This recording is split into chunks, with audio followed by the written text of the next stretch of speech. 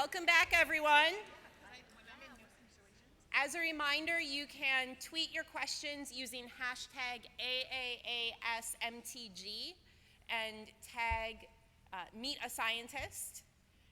And you'll also be able to ask questions at the microphone, or we'll have staff with index cards.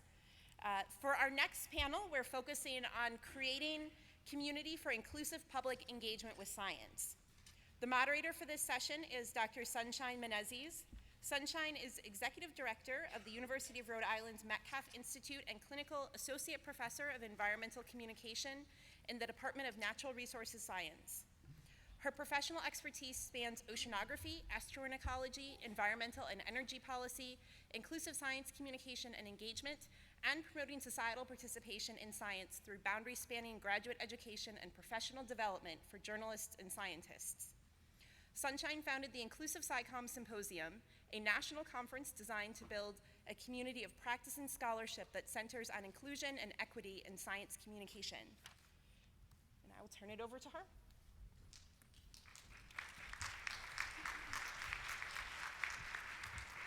Thank you, Emily. Thank you, AAAS, and Elena Kimbrell also for organizing this very important conversation, and to all of you for being here today. I am very pleased to welcome and introduce this fantastic panel, but first I'd like to do a little stage setting. And let's see, so now there's just the question of getting out of here and somewhere else. What we want to do in this conversation today is talk about how we can develop and apply practices that contribute to inclusion and equity in our work as science communicators, as engagers, as researchers. We're going to focus on a variety of approaches today. You'll hear some conversation about language.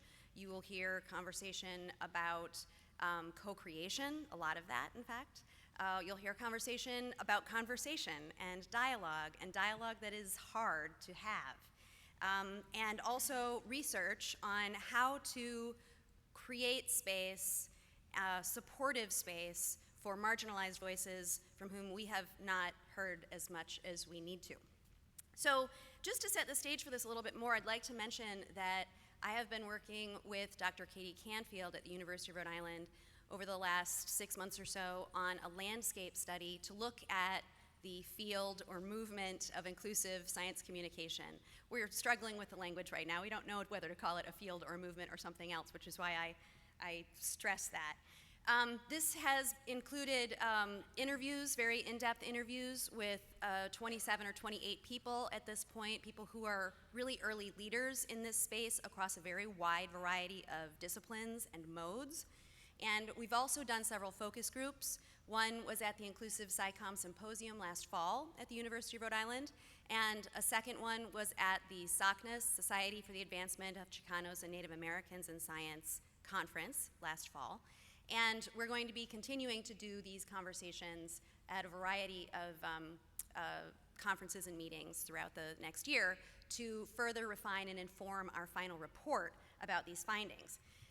Something that I just wanted to bring up really quickly is that across all of these conversations, we have identified 3 key traits of inclusive science communication. And when I say science communication here, I'm saying this in a very broad way, so it certainly includes public engagement, but it includes other approaches as well. And those 3 key traits you see here: intentionality, reciprocity, and reflexivity. Intention referring to the fact that this is a practice where you really need to think very carefully about who your audience is. You need to think about whose identities are being represented and supported in those conversations. And you also need to account for history, for oppression and marginalization. In terms of reciprocity, this is really about mutual benefit. And the fact that we need to have asset-based conversations that start from a point of recognizing what people bring rather than what they lack.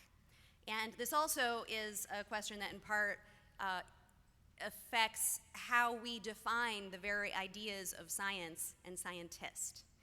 And then finally, with regard to reflexivity, this is about the fact that our work is not done by having done an activity or an engagement. In fact, we have to look back on what we've done to really understand whether it has worked and what its outcomes were, and did it achieve what we wanted it to achieve, and if it didn't, why and how can we adjust that.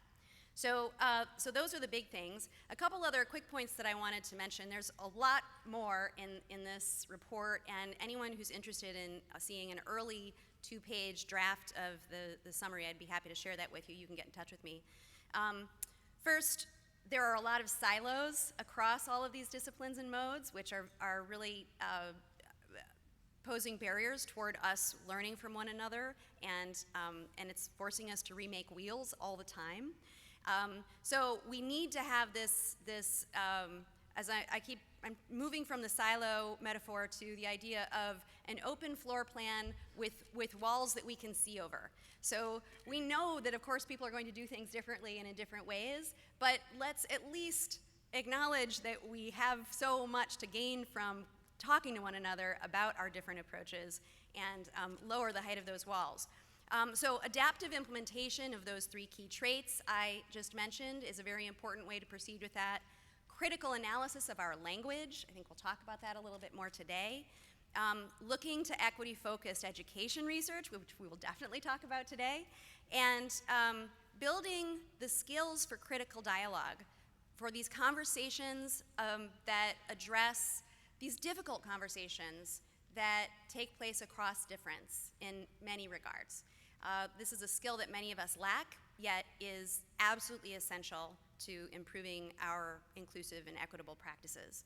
And finally, we need to create many more opportunities for leadership by, I say new voices here just because I wanted it to fit on one line. What I mean by that specifically is early career professionals and students who are bringing a wealth of new ideas and approaches and very different assumptions to their work on inclusion and equity, and we have much to learn from them and gain from interactions and their leadership. So we need to make sure that we're leaving that space. We're holding the door open for the younger folks.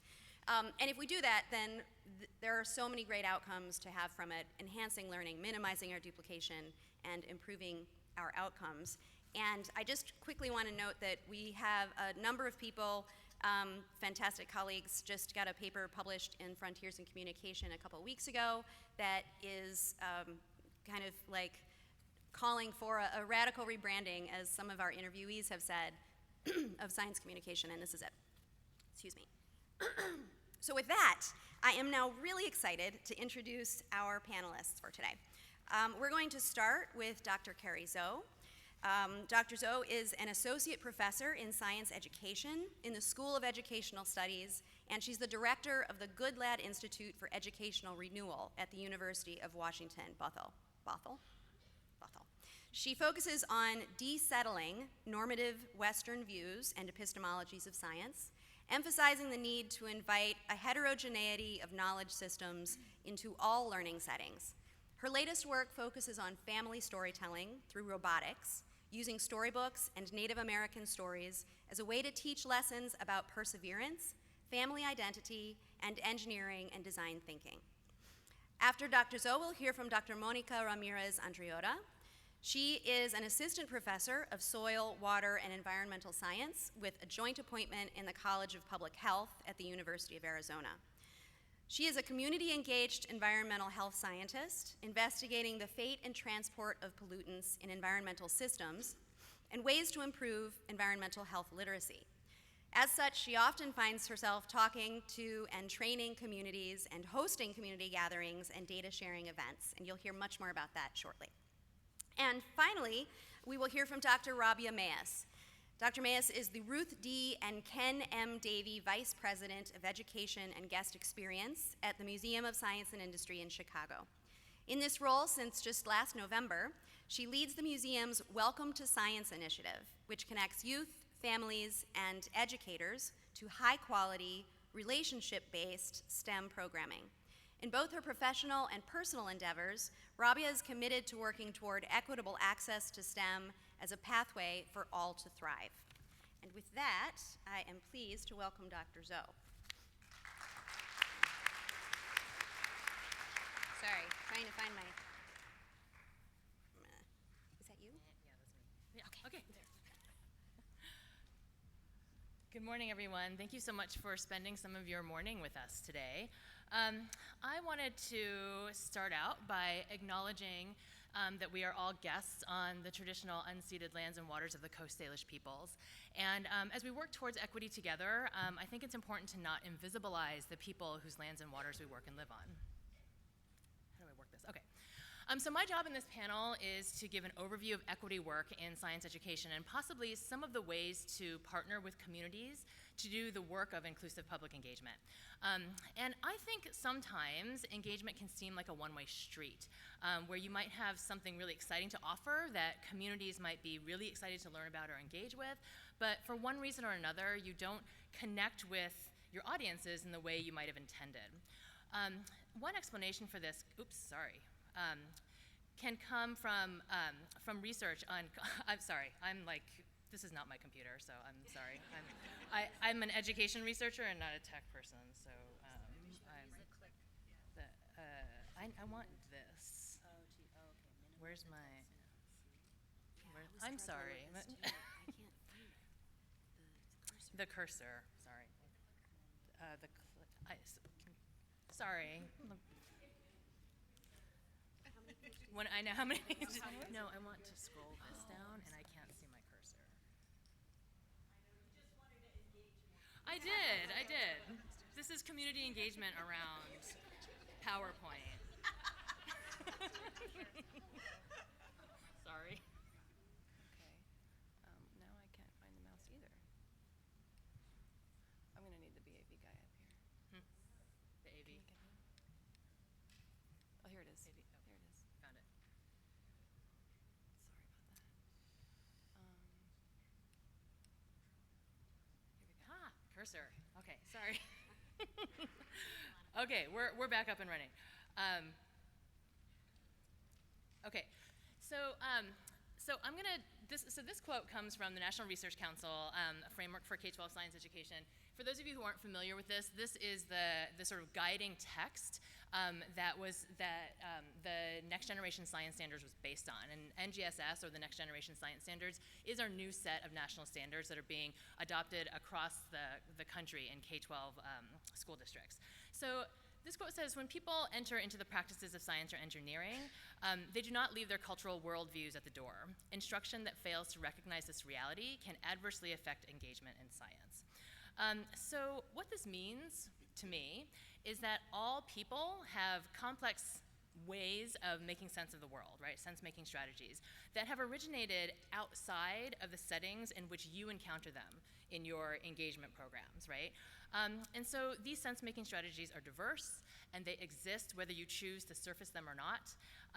And also, sometimes these ways of making sense in the world line up with how and why you're engaging with your audiences, and sometimes they don't.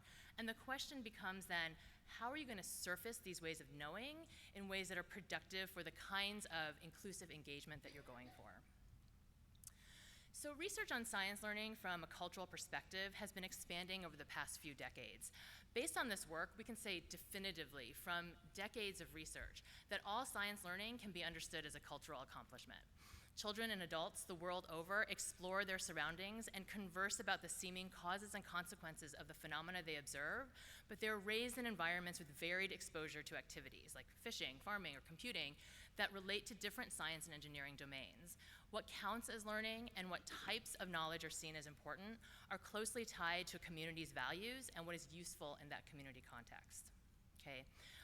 So this research attempts to put a cultural frame around learning and also helps to expand beyond sort of individualistic frames of learning that often dominate our engagement efforts, right? And draw cultural ways of knowing into focus in relation to place and community. This research also allows us to think beyond what's often called the achievement gap, to think about differences and opportunities, but also to think about what knowledge and experiences we privilege in science learning environments, and what kinds of knowledge we don't privilege and marginalize. So what this means for learners is that learning is cultural, and it's also deeply tied to identity. We are all cultural beings, no matter what our backgrounds are, right? What we learn and how we learn is deeply tied to our cultural practices and the norms and values of the communities with which we identify. What this also means is that mainstream or Western science is its own culture, with patterns of using language, asking questions, and thinking about the world. And for those learners from either non-Western backgrounds or encountering Western science for the first time, learning science is learning another culture, but we're really not good at making that visible for learners. What this means is that learners are left to sort this out. Is science for me? Is it relevant to me or my community? Why am I not connecting with science? I must not be a science person, right? Having your knowledge fit in with Western knowledge, Western science knowledge, is a privilege that not everyone enjoys.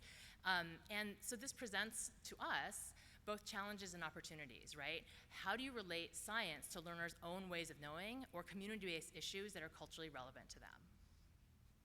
So what I want to do for the rest of my time is share with you some strategies for helping us think about inclusive public engagement. Okay, so one strategy that we've used kind of in a wide variety of settings and purposes is something that we call self-documentation. Now, self-documentation, just in short, is asking people to bring in pictures or other artifacts, other representations of practices in their own lives that represent some answer to a prompt that you give them, right? It's a technique that comes from anthropology research where researchers would want to get their research participants' perspectives on things. So go take pictures of this one question, bring it back into an interview setting. What we do in education is we bring these pictures or artifacts back into a learning setting. We've used self-documentation for all ages, from elementary through high school. This is a self-documentation that that second grade teacher gave to her students to look around your house and neighborhood and find 5 ways that you and your family balance or weigh things. This was like to kick off a unit on balance. We've used this in high school, where we've asked students and families to do water use self-documentations, right? Go around your house and notice all the places where water leaves your house and what gets washed down with the water. We've used this with 5th graders, where we ask them, what are things that you and your family do to stay healthy and keep from getting sick, right? In all these cases, you're connecting family and community knowledge back into science teaching environments. I've also done this with pre-service teachers, in-service teachers, practicing scientists, where I've asked people to take pictures of science in their everyday lives, cultural practices, and areas of expertise. And what this does, it may seem like a really simple exercise, but what it does is it surfaces and forces people to identify, what are my cultural practices in my life, when I've maybe never had to think about that before, okay? So self-documentation with students and adults goes beyond what we often have as essentialized representations of cultural practices, right? Like, all kids from X background do Y, right? And it moves us towards dynamic activity systems with historical roots in families and communities. What you get when you do this is, my grandma told me this, my mom told me this, I have a cultural story around this, right? And you start to see how deeply embedded and historicized knowledge systems are of all the learners that come to your settings with, right? What it also does is it opens up space to invite students' own everyday practices into science learning environments. And in this way, we work to broaden what counts as science and who does science and where science is done, right? When family practices are brought in and invited into science learning environments where they often are not, it invites a larger, more inclusive definition of science. For adults, what it does is it makes cultural practices visible in relation to science, so that you are then positioned to talk about how your own cultural practices are sort of influencing your own work. Another way we can think about equitable engagement is with the ways in which we partner. Okay, so when we think about STEM education as it's typically taught in schools or even in many informal settings, it is often narrowly framed from white middle-class perspectives. And this is partly because we've narrowly defined who can be at the design table with us to define what it means to do STEM. But we know that there's very rich STEM happening in every community and in every family. And so in my partnership work, what I try to do is take up a model called participatory design research. This is an approach to engage as many stakeholders as possible in when designing an activity, a lesson, or any kind of engagement activity, and it takes seriously the histories of inequality and even oppression faced by many communities, especially in relation to science, and also strives to design equitable learning spaces with instead of for communities, right? really strives to disrupt typical university community partnership dynamics, where the university comes in with all the power, knows what's best for the community, and designs for the community. PDR really tries to turn that on its head and redistribute power so that we are building what we call politicized trust with each other, and then only from there can we build transformative learning environments together. Another strategy that has also been powerful for us is to examine your own practices using things like self-assessments. This is an example of one that we've designed. To really make visible dimensions of culturally sustaining practices that you can incorporate into your public engagement, right? And so this has items like, I recognize the role of my own power and position in my decision-making and interactions with children and their families, or I understand my students' sense-making in the context of their family and cultural practices. These kinds of self-assessments not only make these dimensions of engagement visible, but also help you see, what am I doing really well right now, and what do I need to work on still in order to really center these voices in my engagement? Okay, so I'm going to end with giving you 4 stances on equity in science education. And the reason I think this is helpful is because I always think it's helpful to locate where you are in your equity work and also where you could be, opportunities for pushing your work further, right? So the first stance is just increasing opportunity and access to high quality, rigorous learning and instruction. So we say, like, here's science, here's like Western science here, and we want to get everybody here, especially, you know, historically underrepresented populations, right? So we're going to do a bunch of extra stuff to get them here, right? Programs, whatever. But what this does is it leaves this thing of science unquestioned, right? Access is the key here. Another stance on equity is to emphasize increased student achievement and identification with science. So this is about, okay, let's put representations of scientists of color in my classroom, or tell more diverse stories about scientists, right? It could be one of your strategies for achieving goal 1 or stance 1, right? But it also leaves science relatively unquestioned and sort of like intact. Number 3, stance 3, is expanding what constitutes science. This is what you start to get when you do things like self-documentation, right? You're really emphasizing in this stance, bringing in multiple ways of knowing and taking into account everyday family and community practices as you start to say, okay, we're starting to expand who does science, where science is done, what counts as science. The last stance on equity is seeing science as part of justice movements, right? To investigate why, for example, some communities may be disproportionately affected by climate change or environmental injustices, right?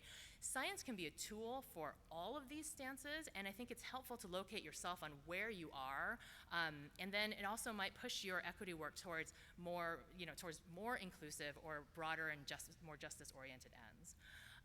So I'll just close and say that, like, I think all these tools, like partnership models, specific strategies like self-documentation or self-assessments, discourses of equity or frames on equity, I think all of these can be useful tools to think about as you move forward with your work on inclusive public engagement with science.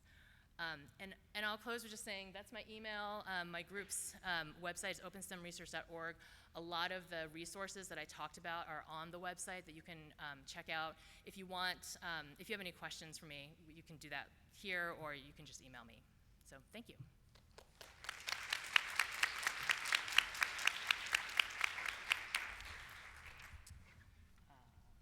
I don't know.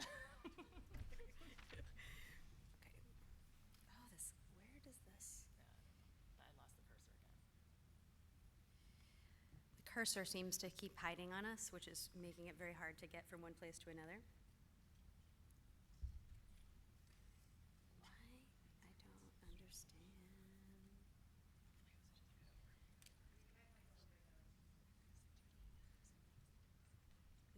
find it.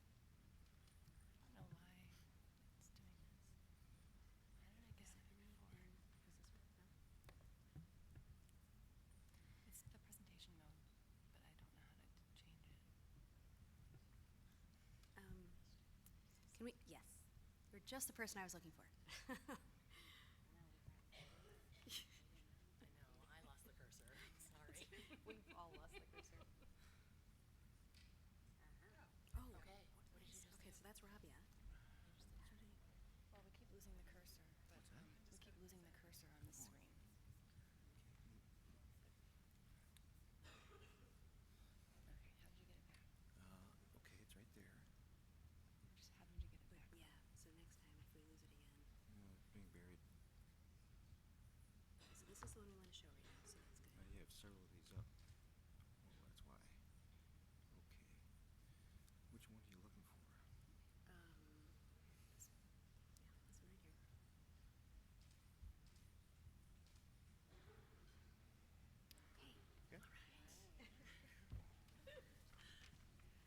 We made it. Thank you so much for your patience. A series of unfortunate cursor events up here. All right, my name is Monica Ramirez, and I'm from the University of Arizona. It's an honor to be here, and I'm very excited to be sitting on this panel with some great and amazing speakers and practitioners and scientists and communicators. So let's get started. This is a map of all federally designated cleanup sites. Needless to say, environmental contamination is prevalent. It's so prevalent that 1 in 4 Americans live within 3 miles of a hazardous waste site, meaning that your zip code can be more important than your genetic code. This is my motivation, this is my why, this is the injustice that I fight with science. Many environmental justice projects are motivated by socio-ecological outcomes, and these types of projects face a unique set of challenges. What I'm going to talk about today is about how to be intentional and how to do co-created environmental health citizen science. The figure or the table you see on this slide shows steps in research, and I'm going to go through these steps and highlight ways in which you can partner and how you partner and the community's role and activity in these steps in science.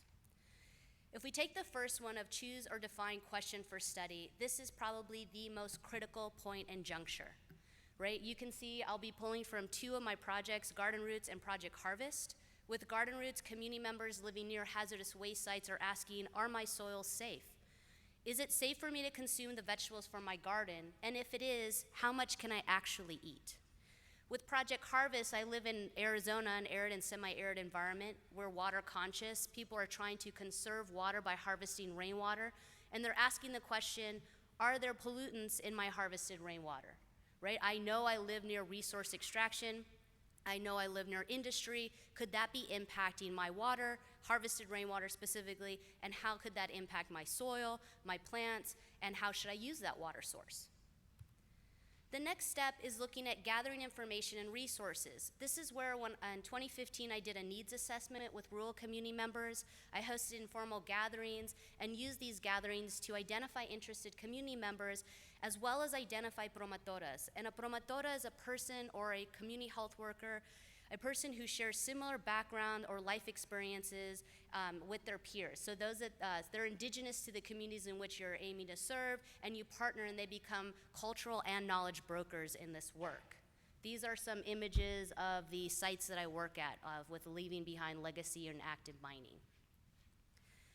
Next, if we take developing explanations and design data collection methods, you can see here that at the trainings for both Garden Roots and Project Harvest, at trainings, home visits, and data sharing events, participants are developing their own hypotheses regarding their environmental quality.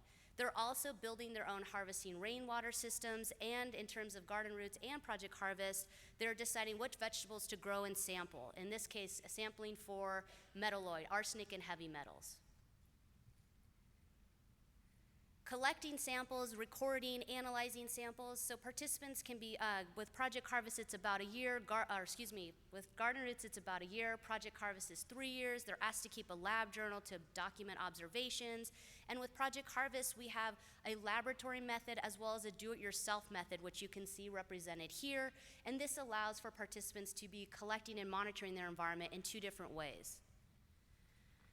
This is probably the most exciting, well, it's all very exciting, right? Of course, like you all agree, it's all very exciting. But for me, what's exciting is the data sharing, these community gatherings and data sharing events. This is where you are sharing so with Project Harvest and Garden Roots, it's at the end of with Garden Roots, it was at the end of the project, it was a large data sharing event, and that's where participants received an individualized booklet highlighting their data, allowed them to compare to others, as well as standards and advisories. With Project Harvest, we have it's going on for it's a 5-year project with sample collection for 3 years, and this is where participants at the end of each year get the results for that year. But if they had a DIY kit, they already have their data and they're reporting it to us at the university. And so this is a really interesting dynamic to look at learning, research, and communication outcomes. Seeing yourself in the data, so these are critical components, particularly when working with justice communities, but specifically working with communities neighboring hazardous waste sites. So we know in the literature that people want a description, an analysis, some type of comparison, and recommendations. What did you find? How much? Is it high? Is that safe? What should I focus on? Where did the chemical or compound or contaminant come from? What can or should I do? These are highlighting a few examples. So with garden roots, right, there was very much the question was, are my soils safe? Can I grow? And how much can I eat? And so the booklet very much focused on how much someone could eat from their garden based on what they specifically submitted at various target risks. But also included in the booklet was this estimated risk from these different exposure routes. And here's an example. Again, working and talking about science and environmental health literacy, it was critical to explain how exposure assessments are conducted. Exposure assessments calculate how much of the chemical you might be exposed to per your body weight per day. And this gets fed into a risk assessment model that informs the federal and state government to what level they'll clean up the environment to. This is critical for participants to understand, and I'm happy to report that at these community gatherings, participants recalculated their exposure and risk by changing the variables you see represented in this graphic to better suit their behavior and way of living. This was amazing to see. Moving on to Project Harvest, we have two different types of data sharing. I called Project Harvest in design. It was a tamale pie where you do this beautiful cut through. You'd see the layers because it's complex, but in reality, it's a nacho platter, right? Where you pull one chip and everything's attached. But regardless, this is where we're doing booklet, and we have a booklet data sharing event as well as a booklet plus art installation.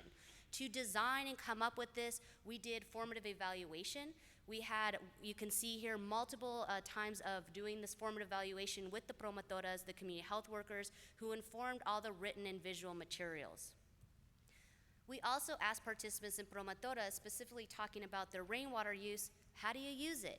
Because we wanted to have their behavior inform the standards and advisories that we use to frame their data set.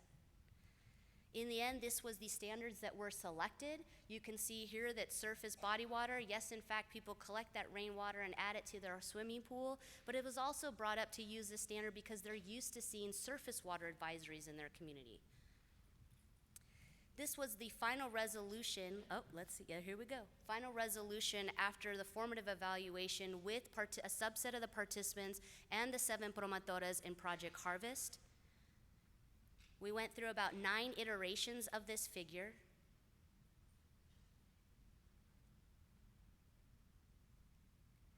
And this is how they chose to have the results shared with them as well as their the communities. You can see that the rainwater is represented as well as the field blank. There are symbols and colors. And there's one last thing that's supposed to appear. Not sure why it didn't. Maybe I paused it on accident. Whoop, all right, well, moving on, right? Essentially sorry, I'm not sure why it paused right there. But what would also happen here is we have standards that would come up, the horizontal lines, which would represent those standards I previously showed. Again, you bracket this work by presenting solutions and strategies to prevent and reduce exposure. So in this communication effort, you have a large responsibility in the co-creation, but also in ensuring that you're giving tools to mitigate exposure. All right, now we're gonna talk about a subset. So Project Harvest, I talked about that tamale pie, but it'd be more like a nacho. We're doing a mixed methods approach to learning research. Here's the 7 different types of data being collected. All the data was put into your shared database. We did a qualitative analysis with coded themes. Themes were attached to each participant, and to control for the same person expressing the same thing multiple times, we would count it only once.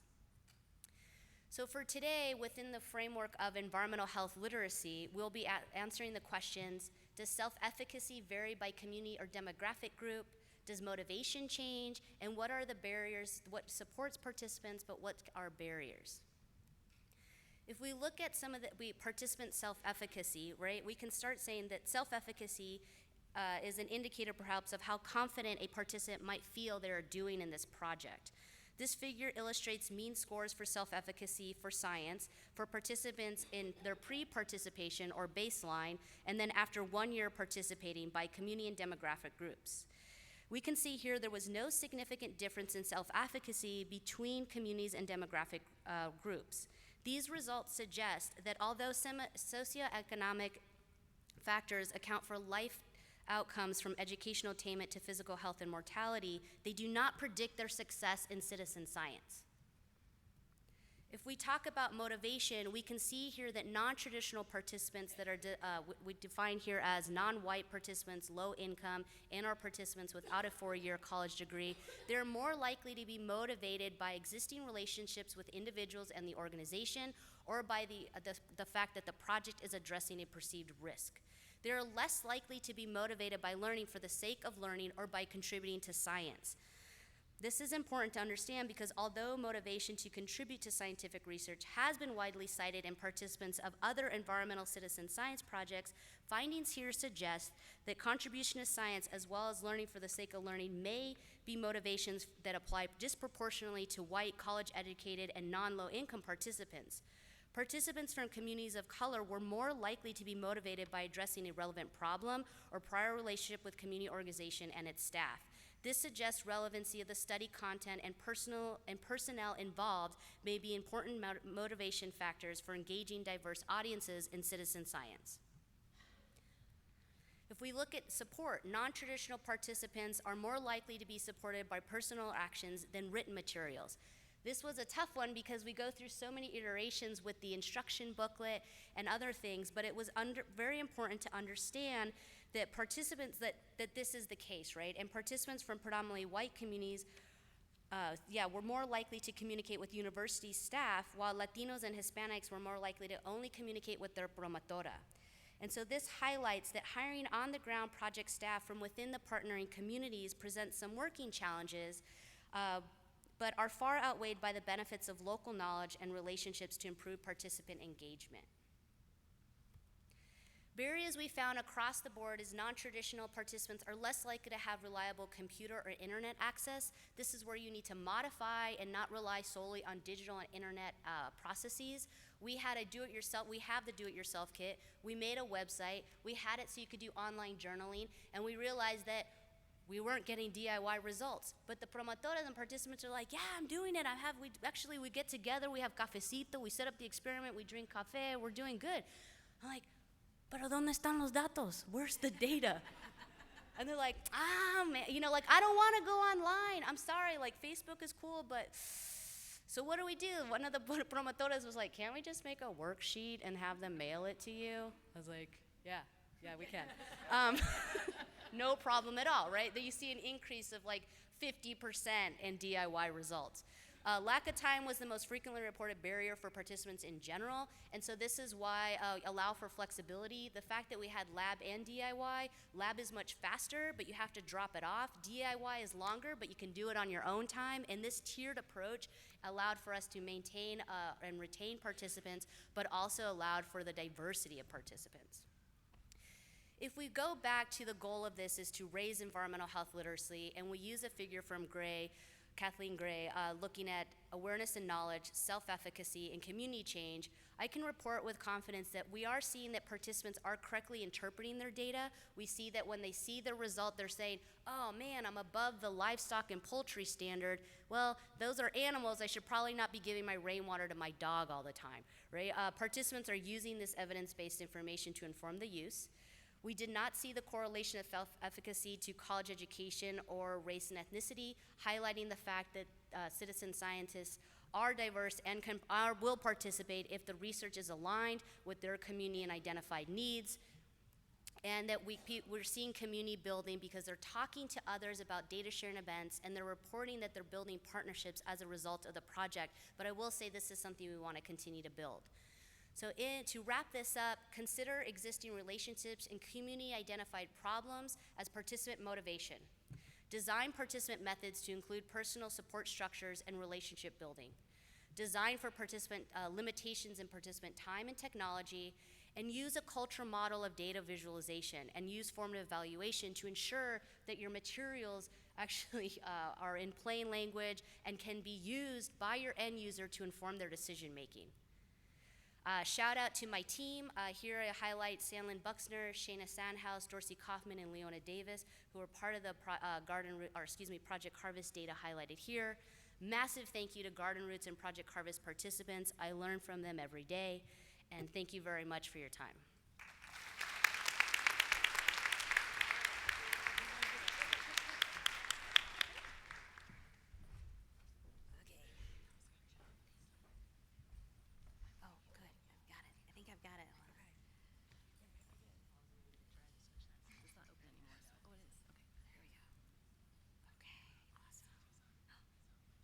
Third time's a charm. Awesome. All right. Oh, I forgot to take my gum out. All right.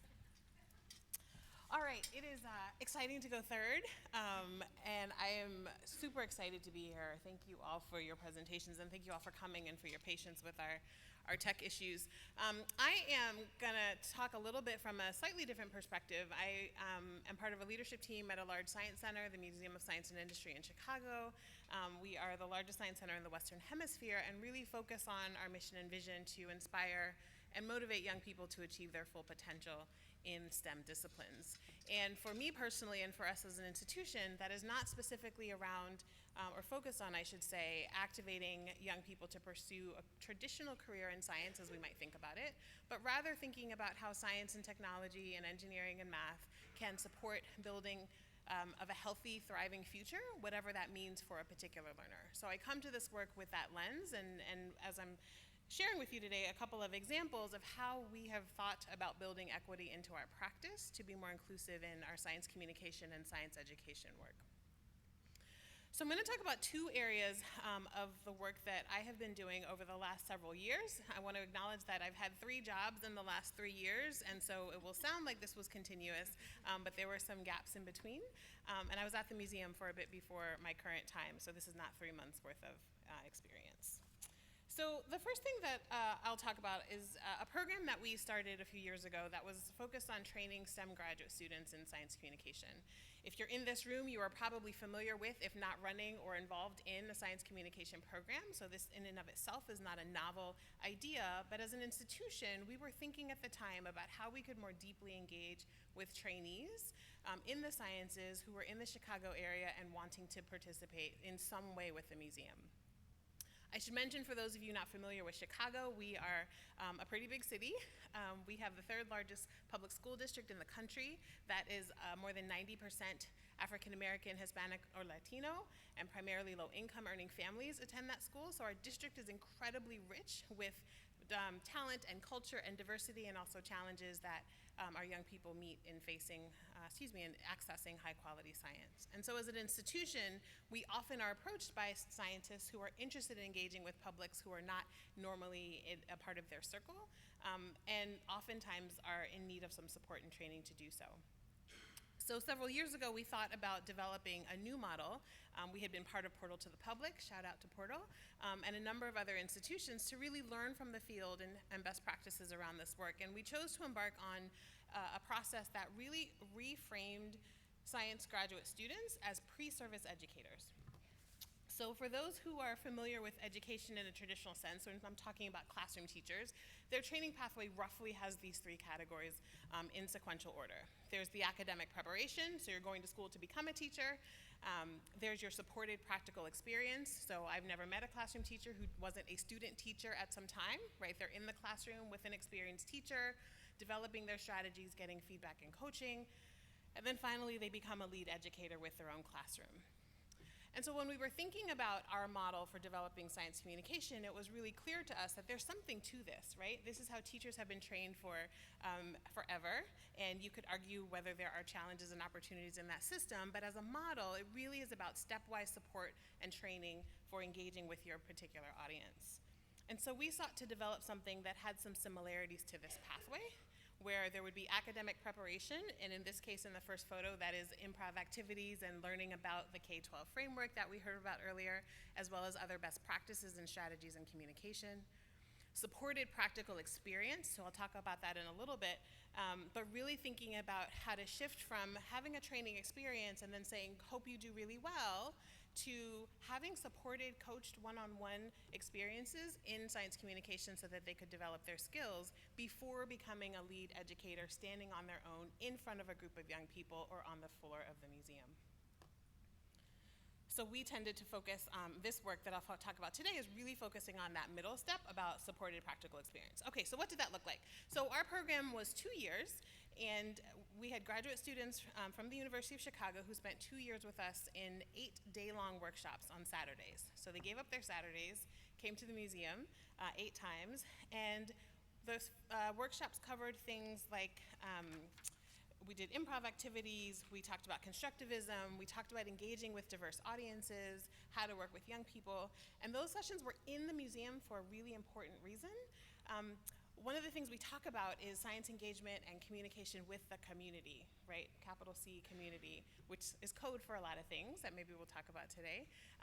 But there's an othering that happens, right? This idea that I'm going to communicate with the community already distances yourself from those people. There's something different about them. They are other, and oftentimes in this work, it can feel like they are less informed, less engaged, less able to learn science. Bringing that program into the museum meant that those students were a part of our community, right? They were in the museum, they saw our kids on the floor, they saw guests coming into the building, and that was important for us in helping them think about inclusive practice. What does it mean to be part of a community and communicating within it versus being outside of one and communicating to it? We also had short facilitated experiences with them on the floor. So they went through workshops, we helped support them thinking about how to take their research into a public engagement model, and then we said, try it out in the museum floor. We see 1.5 million people a year, so that's not scary at all. But the idea was that you only get good by practice, right? You get good with failure. You get good with having a coach who can see and observe you and recognize you missed an opportunity to connect there. What kind of question might have you asked a young person to come up and talk with you? And so we encourage them to get on the floor.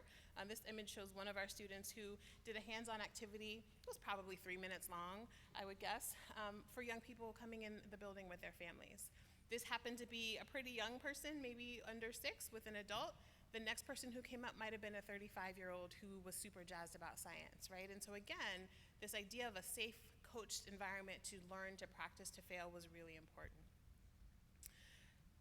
Once they had gotten through those sessions, they were prepared to be the so-called lead educator. So this is one of our program graduates who was leading a session for a classroom group of students who booked time to be with them. So they were in high demand. And they're on their own, right? Our staff is there in the back to watch and support, but they have gone through a series of coachings and gotten feedback and learned how to do really good slides. Like, what does it mean to have slides that are inclusive in terms of imagery, in terms of language, in terms of gender representation?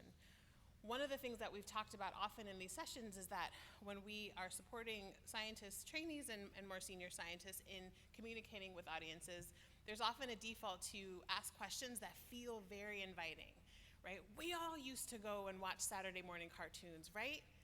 We all used to look at the sun when we were kids, right? Like those kinds of questions that have the intention of being inclusive. We have been doing work to think about who might be excluded from that particular question, right? Who might not have watched cartoons in the morning for a variety of cultural, financial, or other reasons? And how can we shift what we think is really inclusive by design to be mindful and respectful of the people you're talking with? So as a result from this program, we've done some evaluation, and I won't show a lot of data for time, but one of the things that we have found, in addition to just increases in confidence and skills in this work, increased thoughtfulness around language, around tone, around knowing who your audience is and tailoring your message to that audience, is that our students are reporting that they're making different decisions about science engagement opportunities as a result of what they've learned with us. And so I'll read this quote, it's super long, but this is a student who completed the program when was pursuing other opportunities and said, I did turn down one opportunity that I was really excited about, but there was something about the soapbox aspect that really bothered me. Like, it's not like only that it's this low-key, I'm a scientist, I'm better than you, or like, I'm a scientist, let me share my science with you, lay people. You're literally standing on a box that's like a foot higher than everyone else, and that just didn't seem like something I wanted to do. That might seem really simple. The power of that for us is that this is a student who, during their training as a scientist or as an engineer, was developing this mindfulness. There was a recognition that something was off about that framing of the program, and they were able to make a mindful decision to say, that's not the kind of science communicator that I'd like to be. So those kind of outcomes are ones that we're really excited about as we think about building a new cohort of pre-service moving into in-service science communicators and educators. All right, so I'll spend the last few minutes talking a little bit more about what my science training did not ever prepare me to do, which is to lead people. So I have a team of about 150, and which is super scary some days, and an incredible responsibility and incredible honor. And one of the things that I remember from leaving a laboratory career and moving into science education at a museum was that nobody taught me how to communicate science, and they certainly didn't talk about or teach me how to do so in a fair and equitable way. What actually typically happened was I checked a couple of boxes and people thought we were covered. So I walk into the room, I'm black, I'm female, I'm actually black and female together, but that's not often seen as the same as a thing, right? And so implicitly and explicitly, there was the like, well, we got it, right? Whatever's gonna happen is going to be inclusive because she's in the room. And better, she knows all the things because she's part of the community, right? So my experience was fraught with like, I don't have any idea what I'm doing. I know I'm a pre-RNA splicing girl. Like that's what I know. I know yeast genetics. And so my experience really led to me thinking differently about what kind of leader I wanted to be.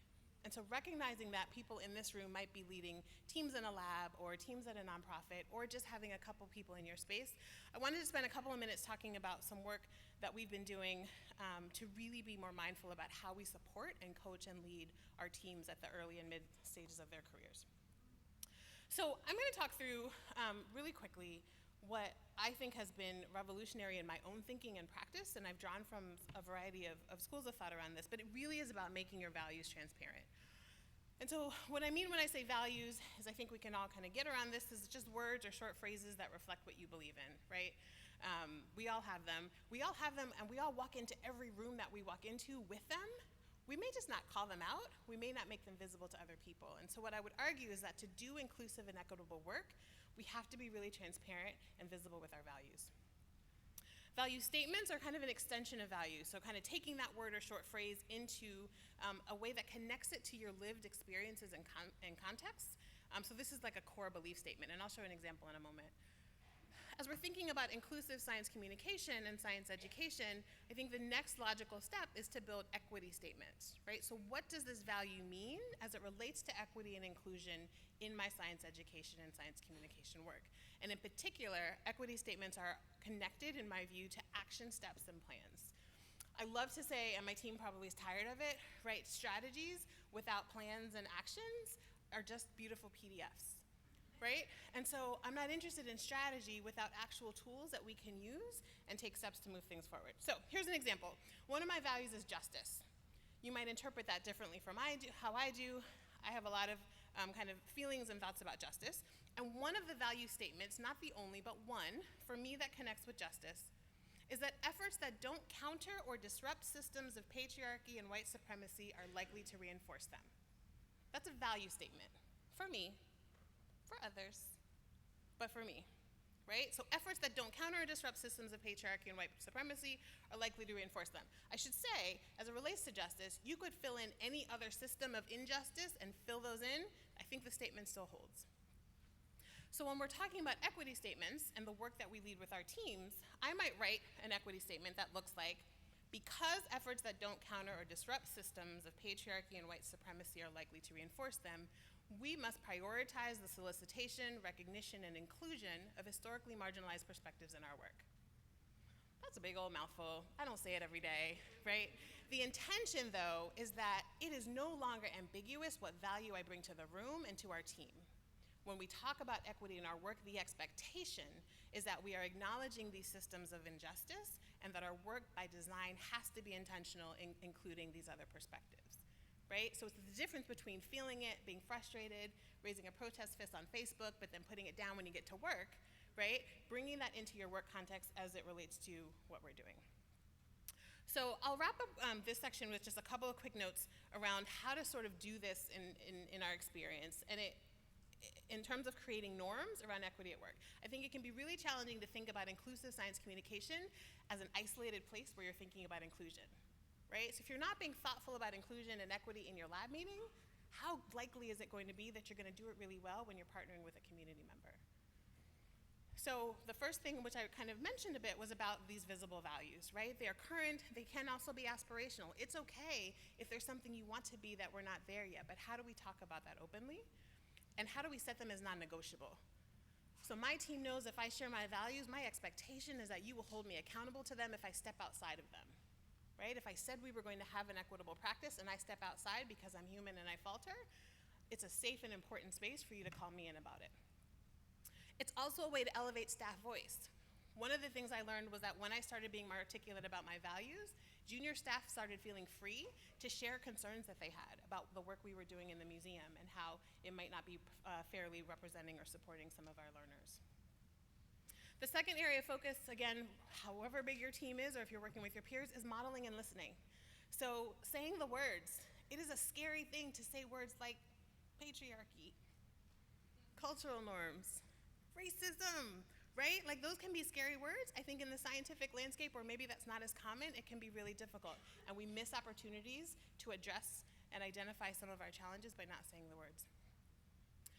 We've had really great success with being explicit versus implicit with our rationale and actions. An easy example, in staff meeting at work, I use the microphone because there's 60 people in the room. And I tell them why I use a microphone, right?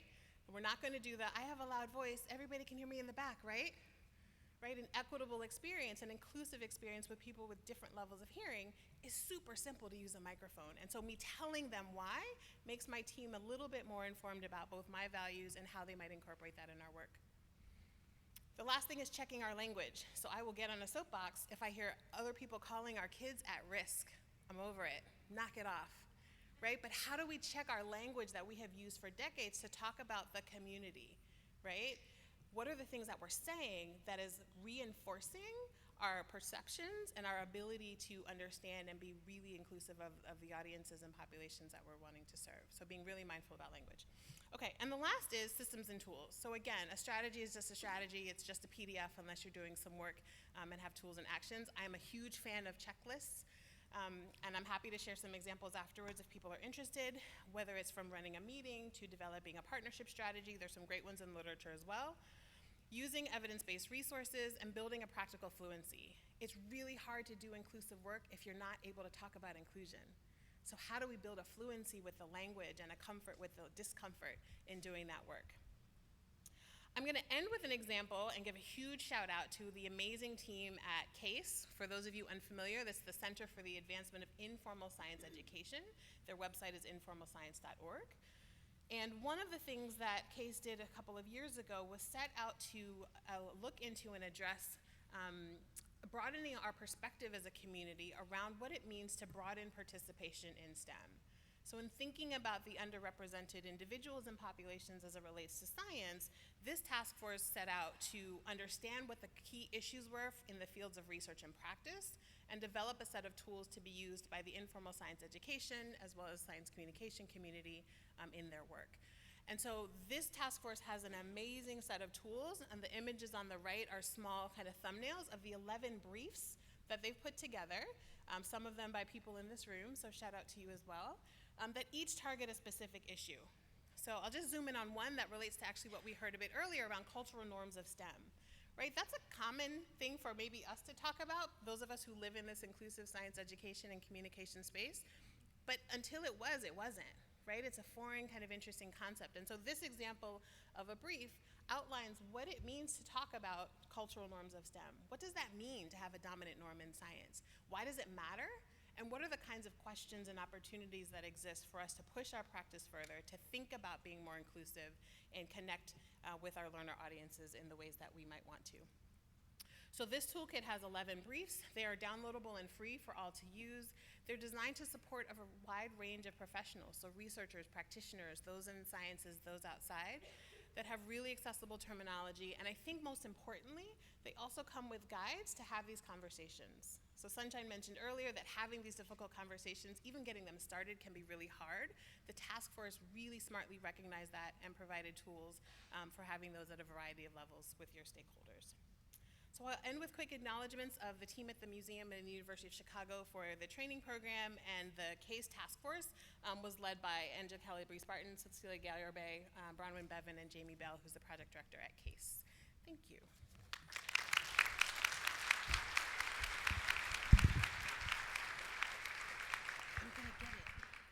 So I'd like to invite everyone to share your questions via Twitter. A reminder that if you do that, you should send it to @MeetAScientist and use the hashtag AAAS meeting, MTG. And if you would like to write your questions down on a note card, or are we still doing that? Yes, so folks are coming around with note cards. You can do that too. While we are waiting for some folks to have questions, I have one that is, that's a tough one, or not, but for the panel. And I feel like it's an elephant in the room that needs to be addressed, and that is that you are looking at 4 women up here on this panel, and I'm not complaining, it's fantastic. I could not be more proud to be on this amazing panel. But it is the reality that a lot of the people who are in these spaces doing this work are women. And so I just would like to give the panelists an opportunity to weigh in on this with any thoughts you may have.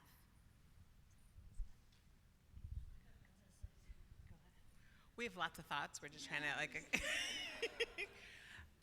I think so. Coming from the museum world, I think we are certainly heavier skewed with women, especially in the educator and kind of mid to senior leadership positions. And so to some extent, that's been a really nice community to be a part of. But I do think that in science communication, in science education, as with a variety of other disciplines, it is often those who experience marginalization, either themselves or through association with the community with which they identify, who are leading the charge in this work. And to some extent, I think that can be positive. I will acknowledge that I think there are things that are heard differently when I say them because of my experience and my identity in a positive light. And I also think that the burden of experiencing the systems of injustice and oppression that we take home with us, I speak for myself, that I take home with me, can make it more challenging and more burdensome emotionally and otherwise. So I think the opportunities for having those from the historically more dominant population step up and speak up and step in and kind of carry some of the load is something that we're still really looking for.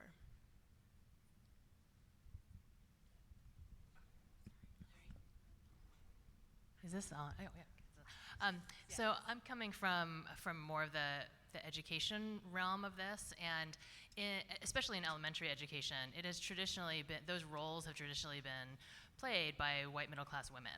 And whereas like in leadership roles, like principalships, those are usually male dominated roles, right? And so we do think about this a lot actually as populations change and we're trying to get a greater diversity of teachers into the classrooms.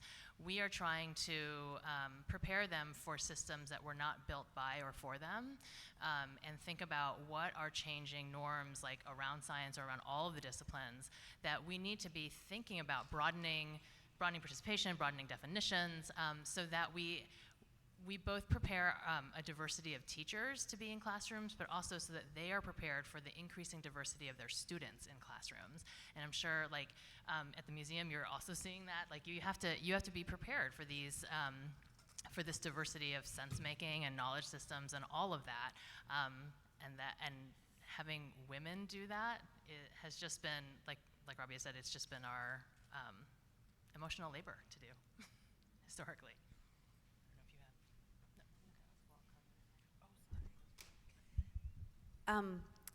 In this landscape study that we've been doing, this came up also, this issue, and it was interesting that a number of people said, a number of the women specifically noted in their interviews, unprompted, that they thought it was really great to have a space, in fact, where they had the opportunity to be in leadership positions, and that they found it refreshing.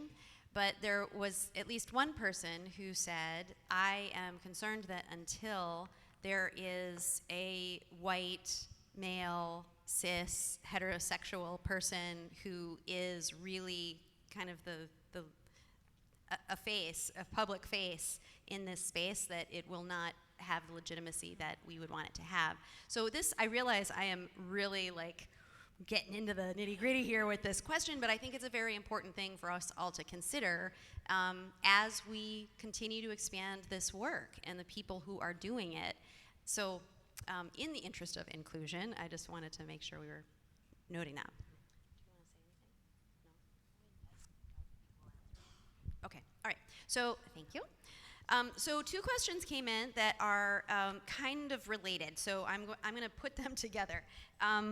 The first was specifically for Dr. Mayes, and this person said, can you say a bit about how you recruited the PhD students, who participated, who did not, what worked, what was challenging?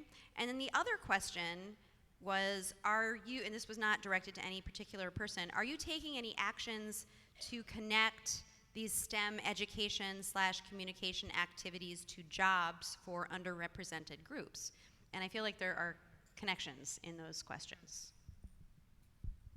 I'll just answer the first one. So in that specific work I was referencing was a partnership with a particular program at the university, and it was the university leadership's desire that it was a required program for their students. And so we initiated it as a required program for students in their second year.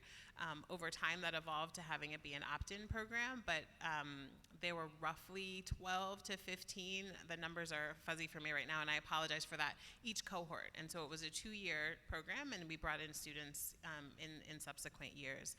The students who didn't, some just said they didn't want to.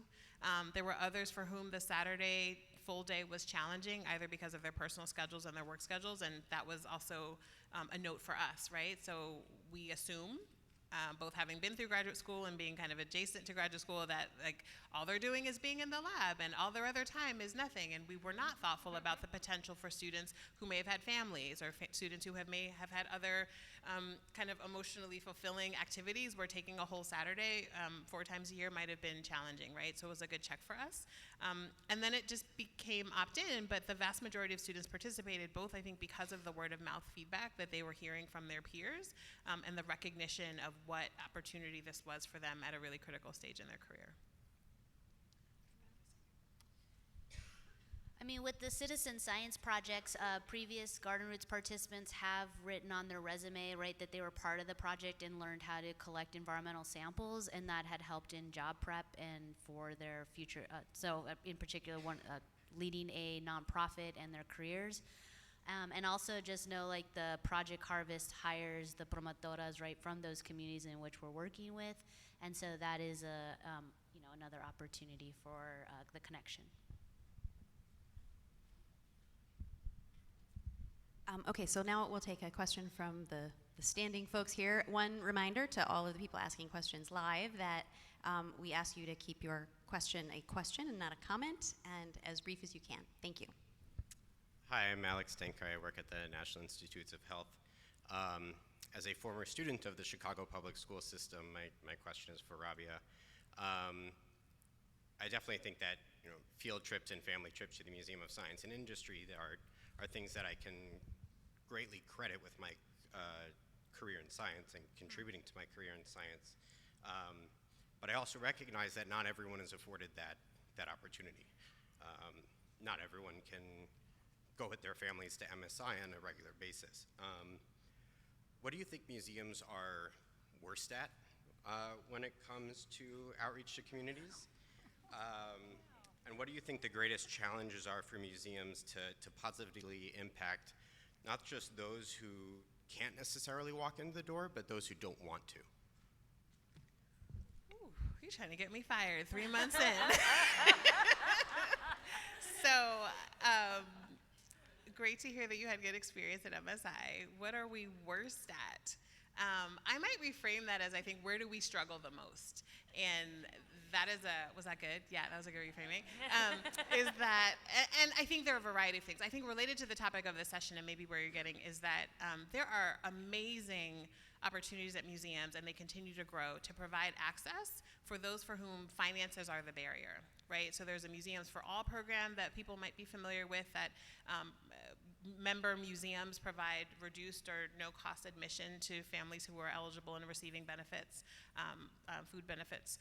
For example, at our museum, we have a bus scholarship program, so the vast majority of schools in Chicago are eligible for that bus scholarship based on the income of the families and the neighborhoods where the schools are. So I think museums have done a really good job of addressing the financial piece. I think where we struggle as a community, and I think MSI is working through this as well, is addressing the less obvious barriers to engaging with a museum. I think you touched on one of them, which is for some, the museum is not a welcoming place. That's a hard pill to swallow if you feel as though we've made it your business to build a space and programs and exhibits that are welcoming for everyone, right? And so as we think about even the dominant norms of a museum, right? What did museums historically, what purpose did they serve in terms of curating artifacts from all kinds of terrors, right, that ended up with beautiful artifacts? But there's a historical legacy of museums that I think we have to really address as it relates to why some people don't come. I would say the last thing is the diversity of dimensions of diversity that we're wanting to support and understand, right? And so Chicago, just like any other city, is not a homogenous population of anything, and all Black children are not the same, and all, lower income families do not have the same needs. And I think because our numbers tend to be really high, it can be really hard to differentiate how to support and effectively connect with a variety of audiences. Is it about language? Is it about location, right? Is the museum never going to be a place some folks are going to want to go? Where do we need to go and meet them where they are? So I think that broad spectrum and diversity is one of the biggest challenges that museums will wrestle with for quite some time. Thank you. Go ahead. Thanks. My name is Mariam Talib. I'm a PhD candidate now at Penn State University. Doing a bunch of weird stuff. So I think this is a question I sort of want to pose to the panel, but it was brought up by some of Dr. Maya's great ideas that you had offered about how to bring equity and norms of equity into spaces, which is that a lot of those are great for people who are already in leadership positions, but while some of them can really be applied for graduate student experiences, including just bringing up your values and being forthright about that, some of them are a little bit riskier for graduate students or early career professionals. And I was wondering if any of you have any suggestions for people who still want to be able to bring those norms into academia, into whatever space that they're working in, but aren't feeling totally empowered to do that. So I have lab meetings, weekly lab meetings. We change them up depending on students' not interest, but where they're at in their program. And last semester, each lab meeting, we did a book club style, where you just, instead of having someone focus on their research only, it was like bring something you want us all to read and discuss. And the majority of those lab meetings were dedicated to talking about challenges associated with inclusivity, diversity, imposter syndrome. How do I get someone to use the proper pronouns? How do I talk about I've witnessed a interesting reaction, who do I talk to? And it became the agenda item of the lab meetings. I think, and that was it came from the students, right? And I think for me, it was, of course, we need to recognize this. Of course, we need to be discussing these items, and what better place is, again, to, as I think that was nicely highlighted, is building these cultures of, and I'm going to say building a culture of love, because you got to make this space that it's comfortable to talk about these things and to have the challenging and uncomfortable discussions. And so I say, making sure that in our lab meetings we have that as an open platform and place to talk, as well as students knowing that they can bring it up, as well as then hosting, right? I was in charge of colloquium last semester, talking to students what they want. It was like, yeah, we'll bring in experts in environmental science, blah, blah, blah.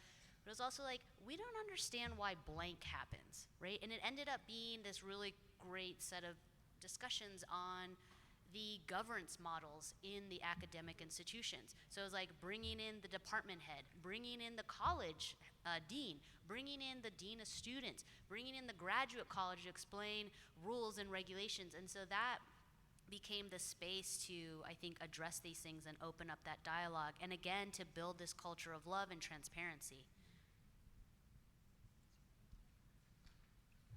Okay, in the interest of getting as many more questions as we can, please go ahead. Hi, Latasia Jones, IFTHN ambassador, as well as a neuroscientist at Children's National in DC. I have two-tier question. So I am new to basically being an advocate for STEM diversity, wanting to make sure I've always been a leader and a volunteer in STEM education from K through 12. But I'm realizing while I start these programs, the first question is majority of the times I'm affecting those populations of students that are going to these schools that test poorly in STEM topics. First question for you all, if you can answer, is what resources can I go to hopefully figure out a way to directly prevent or assist with making an impact when it comes to those particular topics? And then the second question arises from some of the programs that I'm doing. I'm realizing that not only the kids are being affected, but their parents are too. So we already know there's a generational issue that's occurring. My parents didn't even know what a PhD was. I have a PhD, so now I can teach my kids what a PhD is. Is there a way that I can affect, or any tips that you have in affecting the parents, so that way I can also help with breaking that curse in the generational way as well? Thank you so much for your question. So your first part of your question is really prickly for me, because the whole idea of the standardized testing is a really politicized topic. And I would say that, so I'll just say this. Since No Child Left Behind, science has all but disappeared from the elementary curriculum, except in the grades where we're testing. Okay, so for you to come in and want to affect the testing results of a school, the testing results of a school are based on historicized erasure of STEM from the curriculum. So I'll just say that. I'm just putting that out there. In terms of the intergenerational question that you have, I think one thing that we're really pushing on in our work is this idea of family programs, where the family program, often we think of family programs as parents coming to help their children learn, but it's really like, can we rethink family programs for everybody to learn, right? It's about parents coming to learn coding at the same time alongside their kids, right?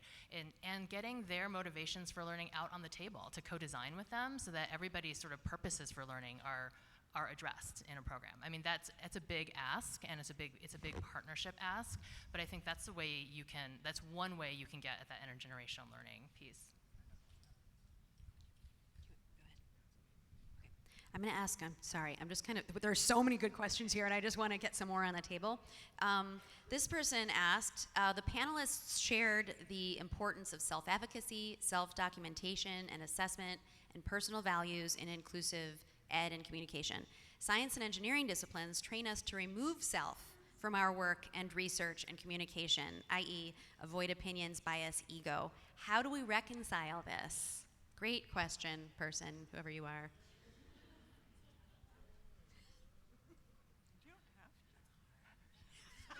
You've stumped the panel. Yeah, awesome. You stumped us, right? I would say that, and this is a colleague of mine when I was doing my postdoc, Max Liberon, shout out if she's hearing her anywhere, right? But I remember her being like, you become an advocate based on what you decide to study. So don't act like you're having this non-biased role. Like, what you decide to study is already demonstrating your advocacy. And I remember being like, oh, dang, that was a big, she opened my eyes to me. Like, of course I had an opinion, and of course I have a viewpoint, and of course I'm a person doing science and doing community engaged work, right? And so I think that just acknowledging that, and we know in terms of science communication, like if you're teaching, I'm teaching my students, like, how do you do science? How do you translate environmental science? Well, one of the big things is the story, and is the why, and is your personal interest, and not only your credibility, but the reason why you're here, right? And so I think that it ends up enhancing your ability as a scientist, because you are connecting and you're recognizing that there's a social cultural context in which your research and or work is being applied. I'll just say that even if you're taught to suppress it, doesn't mean it's not there. And so if you do not acknowledge your biases and your frameworks from which you are doing your work, that will blind you to the ways in which you're asking your questions, analyzing your data, all of that. I would just also add that science as it's practiced here, which is where I learned how to do science in this country, right, in this part of the world, was informed by cultures and values of the people who did that, right? And so I learned science through the lens of the upper middle, upper class white men who framed the science that I learned. And so it's also a really missed opportunity to challenge that by saying, but I'll keep my whole self out of it, but I'll learn through your whole self, right? And so I think part of the tension is how do we do that in a way that still feels authentic to the science, but brings off our own personal authenticity that many of us were not even allowed to have because of science. Yes, and I'll just add one last thought to that, which is that, so in the previous session, for those of you who may have been here this morning, there was a conversation about goals in science communication, and often many people think that their only goal for science communication is to quote unquote inform, and that's yet another aspect of how you can question yourself, since generally, in fact, your goals are to far more than inform. You actually want people to do something, yes, but you need to think about what that thing is that you actually want them to do. So I think all of those are very related. Yes, please. Yeah, thank you. I'm a writer and an environmentalist for many decades. And one of the things that I saw in the content of this meeting in general was options for communication of all kind of different science by scientists. So I'm assuming that you guys are, it's important to, not just you guys, but to everybody out here. And one of the things that was identified, which I didn't know about as a layperson, is that many scientists make video records of their process, what they're doing, and perhaps why. And the question is, how do we get this information to the general public? Mass media is, we don't have time, we don't have another lifetime like I've lived to get this stuff out to the media, because we have climate change that's moving so rapidly. People need to know what you know. We need to get this information to community leaders, community schools, community involvement planning projects for the future, and to educate them about science-based information for the changes that they'll need to be making for future collective activity, as well as, inspiring individuals. I find these lectures very helpful in terms of including everybody, because I've always lived in very diverse communities, so I have an appreciation for what people from India know about these things, what people from Africa know about these things, from people in Hispanic countries know about how do you do this housing thing for people. So, I'm sorry, do you have a question related to this? The question is, do you have some strategies? I mean, I'm ready to make TV programs and run them at the city council meetings. Okay, instead of showing the dog that's up for adoption, why don't we show a 10-minute science thing? So I wonder what your media experiences are, how you access your media, and do you have like a museum channel? Does your university have a channel? So broader dissemination of the work that they're doing is what you're getting at. Okay, anyone want to address that? So I think, working in cooperation media, so our department has, we have landmark stories that have highlighted different aspects of research, and so Science for All is a video on myself and Project Harvest. One is dedicated to a dancing scientist, which is one of my students, Jesus. And then we have an art student got recognized. I mean, so we're doing these videos to disseminate. They're 2 minutes. They're really beautifully and well done, and just working with the media to ensure that it's available.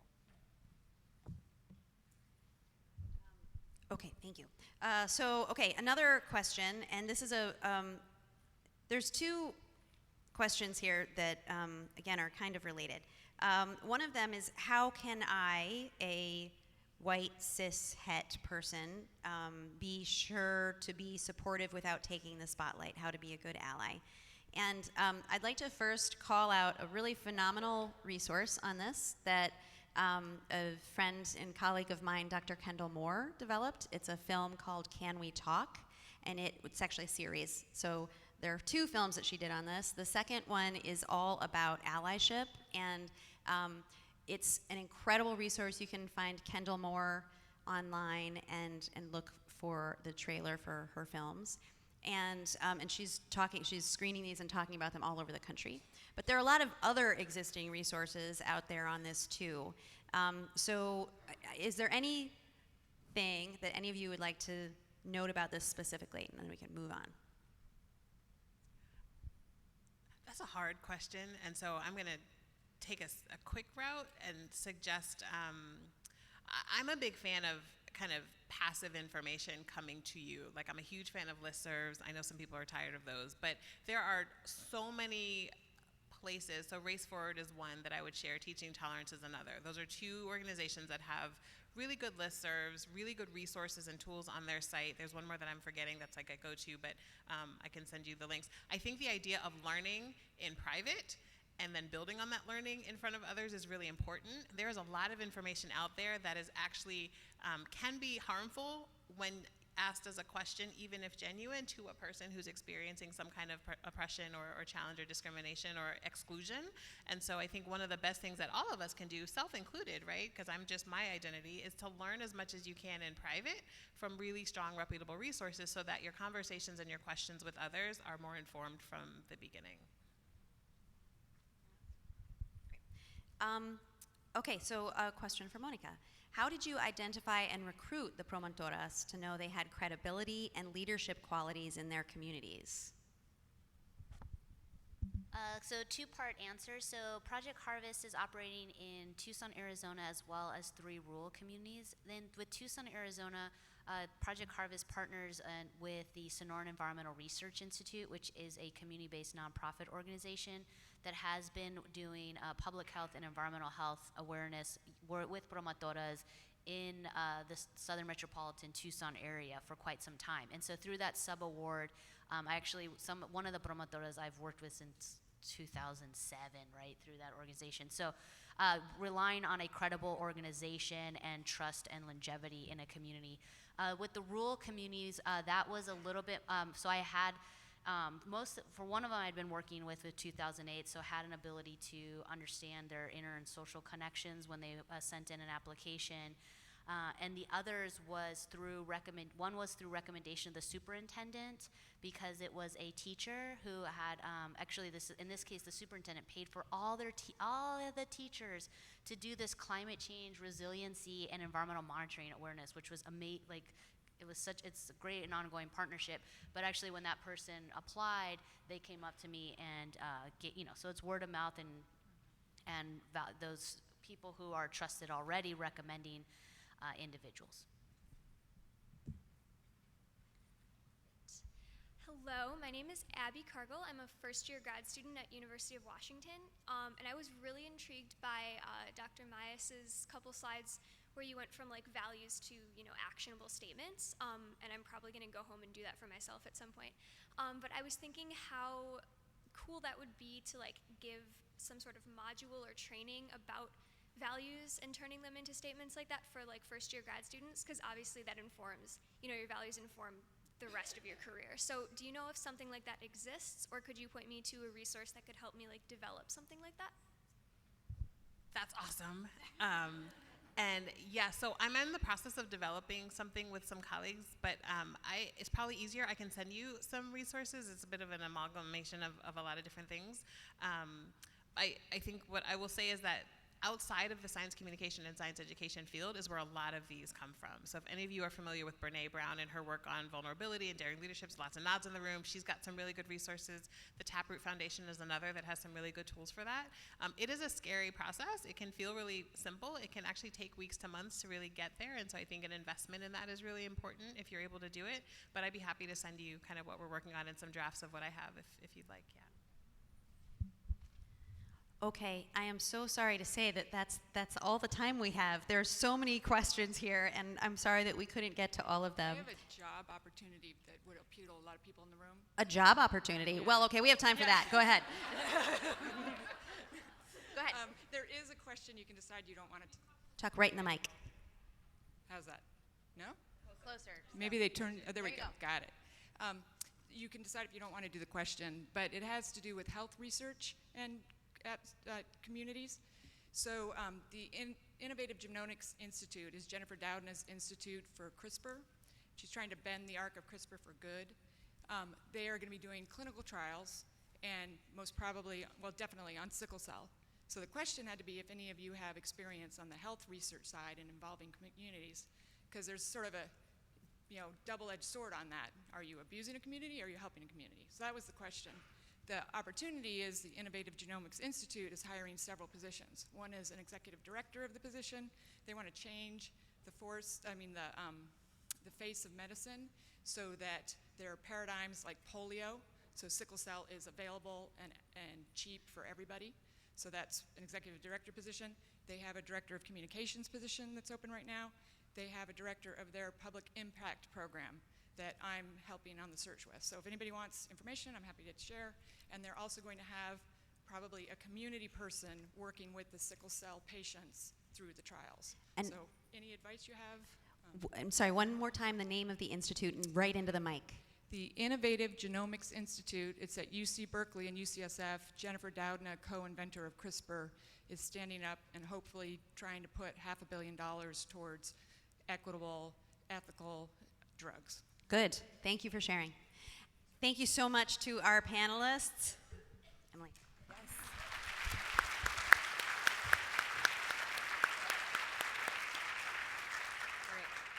As you are heading out to lunch, please just take 2 minutes to let us know what you thought about this session. You can go to tinyurl.com/CSS20-inclusive, and we'll also have that up on Twitter for you. A couple quick reminders. In this room from 1 to 2 is the Engaging Scientists and Engineers in Policy discussion. And then from 2:30 to 4, there are a number of breakout sessions. So finding a research practice partner will be in room 608, Broader Impacts 101 in room 609, Getting Credit for Public Engagement, Incentives and Foundational Support in room 611, Using Critique as an Assessment Tool for Science Engagement in room 612, and Rethinking Relevance for Millennial Engagement in room 613, 614. That is also on the app, and we will have staff to direct you. I'd also like to note that the person who was just speaking, I didn't get your name, but Patty Debenham is going over here if you're interested in talking with her about that job. She'll be in this corner over here, stage left. I don't know, I always get that wrong.